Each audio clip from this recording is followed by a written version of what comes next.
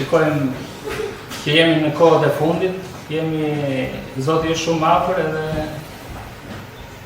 na thret fryma e shenjtë vazhdimisht që t'i afrohemi sa më shumë Zotit, ta kuptojmë atë thirrjen, atë dhuratën aq të çmueshme që Zoti na ka bërë gjithë secilit.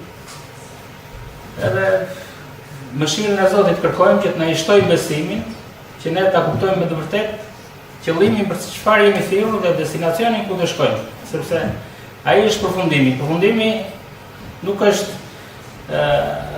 ajo puna apo karriera që kemi apo gjërat e kësaj bote. Ato do kalojnë çdo gjë dhe një ditë do ngjendemi në mbretërinë e Perëndisë dhe do i shikojmë si një gjë, si një hiç, domethënë. Ne që tani mund të shikojmë kështu, por nuk arrim dot besimin jon, jemi të dot. Edhe Zoti na mëshiroj dhe na shtojë besimin. Sot, siç kemi dëgjuar gjithë bota e krishterë festojmë Pashkën. Është ditë ringjallje. Të gjithë urojnë njëri tjetrin, Zoti ngjall, Krishti ngjall. Edhe ne të bëjmë çdo ditë partijavës, edhe çdo ditë, jo vetëm çdo ditë partijavës, por e kemi Zotin në mendje çdo ditë. Edhe falenderojmë, por një temë të tillë doja të lexoja disa vargje në lidhje me veprën e Krishtit që ka bërë në jetën tonë. Është tek letra e parë e Korintësve. Pak vargje doja të ndaja, se nuk dua të marrë dhe to. Është kapitulli 15, letra e parë e Korintësve. Nga vargu 20 dhe nga vargu 26.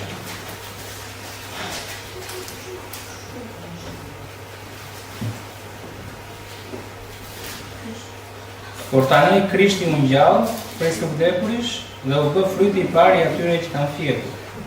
Sepse ashtu si erdhi vdekja me anë të një njeriu, kështu erdhi edhe ngjallja e të vdekurve me anë të një njeriu. Sepse ashtu sikurse në Adamin të gjithë vdesin, kështu të gjithë do të ngjallen në Krishtin. Por secili sipas radhës së vet, Krishti është fryti i parë, pastaj të gjithë ata që janë të Krishtit në ardhin e tij. Pastaj do të vi fundi, kur ai do të dorëzojë mbretërinë Perëndis Ap, pasi të ketë agjëzasuar çdo sundim, çdo pushtet dhe fuqi. Sepse duhet që ai të mbretërojë derisa të vërë të gjithë armiqt në këmbët e vet. Armiku i fundit që do azgjësohet është vdekja. Armiku i fundit është vdekja. Pra armiku jonë më i madh, ai që kërcënon gjithë botën njerëzore, është vdekja. Domethënë, kur dëgjojmë vdekje, është një gjë më e madhe për njerëzit. Të gjithë duam jetën, duam ai ka dhuruar Zoti, duam ta jetojmë deri në fund. Mirë po, ajo jeta e 70 apo 80 vjet nuk është e mjaftueshme. Edhe kjo ka qenë një pikë pyetje e imja që i vogël, para se të besoj. Thosha me vete, nuk mjafton, edhe isha 7 ose 8 vjeç, nuk më mund mirë. Ç'a kuptimi ka të jetoj 70 dhe 80 vjeç e pastaj të vdes? Unë dua të jetoj përjetësisht, nuk e dua. Nuk më mjafton kaq jetë. Pavarësisht se unë isha shumë i vogël dhe nuk e dija që kam një të ardhmë përpara, domethënë, më duke si diçka shumë e shkurtër, shumë e vogël, një distancë shumë e shkurtër. Mirë po, ajo pikë pyetje që ishte fryma e shenjtë që ka thënë, është sigurt që ishte Zoti që e ngre këtë pikë pyetje për të dhënë zgjidhje. Edhe është ai që e ngre këtë pyetje dhe ai e jep zgjidhjen. Dhe siç ju kam treguar shumica e ditë, që në moshën 12 vjeçare erdhi lajmi i jetës përjetshme dhe atë që atëherë unë e rrëmbeva edhe tani me hirin e Zotit. Jo se kam qenë i qëndrueshëm apo domethënë njësoj, po s'kemi ato ulje dhe ngritje tonë, por kërkojmë mëshirën e Zotit që Zoti na mbaj, na ripërtëri vazhdimisht, që të na mbaj deri në fund. Të gjithë neve, domethënë të gjithë secili nga ne ka marrë thirrje dhe lutemi që Zoti të na mbajë të gjithëve deri në fund. Dhe Krishti ishte i pari njeri, do më thënë, mbas Adamit, që solli jetën. Adami, do më thënë, ashtu thot shkrimi, ashtu si me atë një njeriu, erdhi vdekja, pra me Adamin ne trashëgojmë, të gjithë njerëzit trashëgojmë vdekjen. Dhe me Adamin të gjithë vdesin. Dhe akoma vdekja mbretëron. Nuk është shfuqizuar akoma. Deri në momentin që të plotësohen kohërat, që Zoti do vijë të shfaqet edhe të vijë ringjallja e të drejtëve. Pra jemi akoma, është ai armiku që të gjithë njerëzit të shpëtojnë. Por ne kemi atë shpresën që kemi marrë të gjithë, shpresën e shpëtimit. Dhe rënja e njeriut ishte me Adamin. Ishte sepse njeriu u rebelua, nuk ju bind urdhrimit Perëndimit. Pavarësisht se aty ku Zoti i vendosi njeriu, kishte gjithçka. Kishte gjithçka që Zoti i kishte ofruar, vetëm një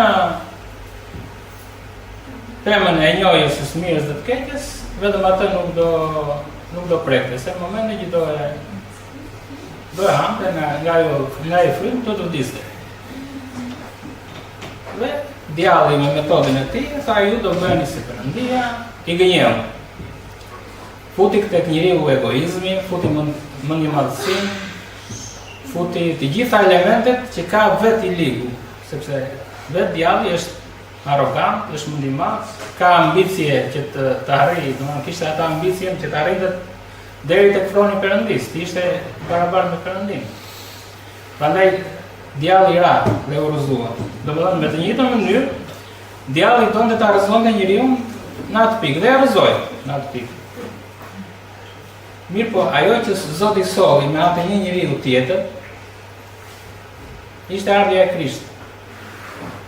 Ishte vetëm një mundësi që nëse Krishti, supozojmë, nuk do kishte qëndruar, do kishte rënë edhe ai mëkat, ne nuk do kishim shpresë shpëtimin.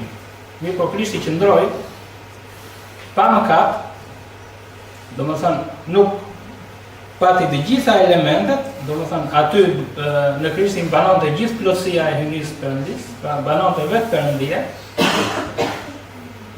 Dhe nuk e konsideroj thot veten që për të qenë i barabartë me Perëndin, nuk e konsideroj veten që të mbaj dikush, e përulli veten, deri në atë fazë që e poshtëruan, e bështyn, e tallën, thanë të gjitha të zezat për të, edhe pse nuk ishin të vërteta, pra të gjitha ishin gënjeshtra, thanë të gjitha të zezat, dhe Krishti duroi deri në fund. Për çfarë? Për ne, për të mirën e shpëtimit tonë, që ne mos të trashëgojmë vdekjen. Pra i duroj, sepse shumë mirë mund të hakmerrej ndaj nesh, e kishte atë të drejtë, ja kishte thënë Perëndia, mirë po e bëri për ne, që ne të merrim shpëtimin. Dhe Krishti është fryti i parë që u ringjall, sepse vdiq pa mëkat. Dhe shpëtimi erdhi me anë të Krishtit, vdekja erdhi me anë të Adamit. Dhe ngrihet pyetja pse ne akoma vdesim, sepse Krishti akoma nuk ka ardhur, dhe armiku i fundit, thot fjala e Zotit, që do azgjësohet kur të vijë Krishti, është vdekja. Dhe shpresa jonë e të gjithë neve është që duhet të luftojmë që t'i arrijmë ringjalljen së vdekjes. Apostulli Paul thot që dua të njoh atë dhe fuqinë e ringjalljes së tij. Të bëhem pjesëtar në mundimet e Krishtit, pjesëtar në mundimet çfarë do të thotë? Edhe nëse më shajnë, edhe nëse më poshtërojnë, edhe nëse më hedhin poshtë, unë duhet të jem pjesëtar i këtyre gjërave. Nuk më intereson se çfarë thonë njerëzit për mua. Sepse të njëjtën gjë e bën edhe me Krishtin. Nuk më intereson. Mua më intereson të fitoj ringjalljen, të jem në ringjalljen e të drejtëve. Sepse Krishti që ishte i drejtë dhe nuk mori hak. Si do marrim hak ne që jemi katar? Pse do kërkojmë ne? Çfarë mund të kërkojmë ne? Çfarë drejtësi? Pse duhet të kërkojmë të drejtohemi ne? Që jemi katar. Ne nuk jemi të përsosur. Krishti ishte i përsosur dhe nuk konsideroi vetëm që të merrte hak, të kërkonte drejtsinë e tij. Aq më tepër ne që jemi katar, kemi trashëguar nga Adami mëkati, e mira është kapemi te Krishti, të marrim atë shembull, sepse shembullin më të përsosur që na dha Krishti nuk ka shembull tjetër. Prandaj Zoti na mëshiroi, sepse besimi jon vërtet është njëherë shkon lart, njëherë shkon poshtë. Kjo nuk është gjë e mirë, domethënë unë flas për veten time, por shikojmë që jemi në kohën e fundit, edhe shumë shenja dhe shumë ngjarje po zhvillohen dhe po dëgjojmë shumë gjëra jo të këndshme, edhe këto janë shenja që hapat e Zotit janë shumë hapa. Zoti po vjen edhe kisha duhet përgatitet. Kisha, jo vetëm kisha, por çdo besimtar secili veç e veç duhet shikoj, nuk duhet shikojmë pse nuk është mirë kisha, edhe unë tani jam në rregull. Secili duhet mban përgjegjësi për veten e vet. Në fundit ne thirrjen e kemi marrë personale. Dhe duam dhe lutemi secili nga ne t'ia arrijë brinjallës së vdekurit. Kjo është fitoria, kjo është pasuria jonë, nëse ne arrijmë brinjallën e të vdekurve, ne kemi marrë jetën e përjetshme. Pra, na është premtuar, por nuk e kemi marrë akoma. Jemi në një dhe Zoti na mëshiroi që ne një ditë dënsohemi të vim mbretërinë e tij dhe të trashëgojmë jetën e përjetshme. Ai është destinacioni jonë. Vetëm duhet besimi. Sa e besojmë ne që Zoti na ka shpëtuar, sa e besojmë ne që Zoti ka përgatitur një mbretëri që nuk do të mbarojë kurrë.